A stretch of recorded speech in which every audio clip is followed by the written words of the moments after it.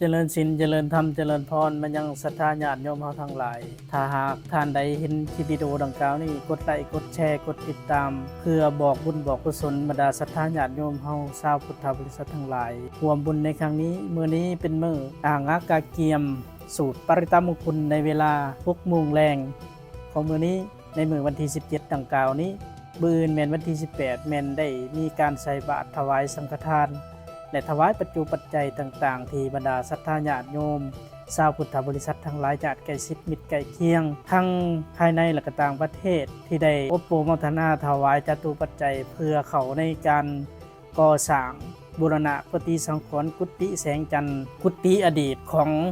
องค์พระยอดเกล้า มหางอนดำรงบุญที่เพิ่นได้นอนประจำอยู่ในตอนเพิ่นยังมีชีวิตอยู่ฉะนั้นลูกศิษย์ลูกหาศิษย์ชานุศิษย์ได้เห็นความสำคัญกุฏิขององค์พระยอดเกล้า มหางอนดำรงบุญก็ได้ตั้งจิตตั้งใจในการบูรณะปฏิสังขรณ์คืนใหม่ฉะนั้นในการบูรณะปฏิสังขรณ์นี้ก็ขาดทางด้านจตุปัจจัยที่จะได้เข้าบูรณะดังกล่าวนี้ฉะนั้นศรัทธาญาติโยมทั้งหลายเห็นคลิปวิดีโอดังกล่าวนี้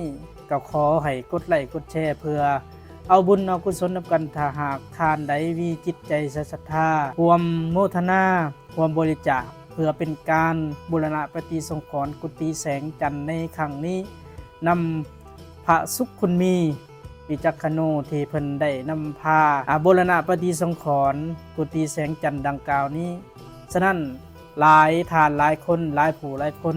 ใจความสำคัญในการบูรณะปฏิสังขรณ์ในครั้งนี้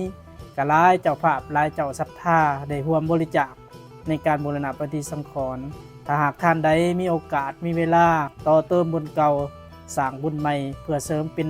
บารมีให้แก่ชีวิตของตนก็ขอเจริญพรบรรดาศรัทธาญาติโยมทั้งหลายร่วมบุญร่วมกุศลในครั้งนี้ด้วยทุกท่านทุกคนด้วยถ้าหากท่านใดเห็นคลิปวิดีโอดังกล่าวนี้ก็ขอให้กดไลค์กดแชร์ขอให้ครอบครัวทุกท่านจงเจริญงอกงามในศีลในธรรมเจริญงอกงามในหน้าที่การงานสุขภาพเข้มแข็งเฮงๆร่ำๆรวยๆจะได้ช่วยทุกท่านทุกคนที่ได้ความกดไลค์กดแชร์ได้มุทนาสร้างบุญสร้างกุศลดังกล่าวนี้ขอเจริญพร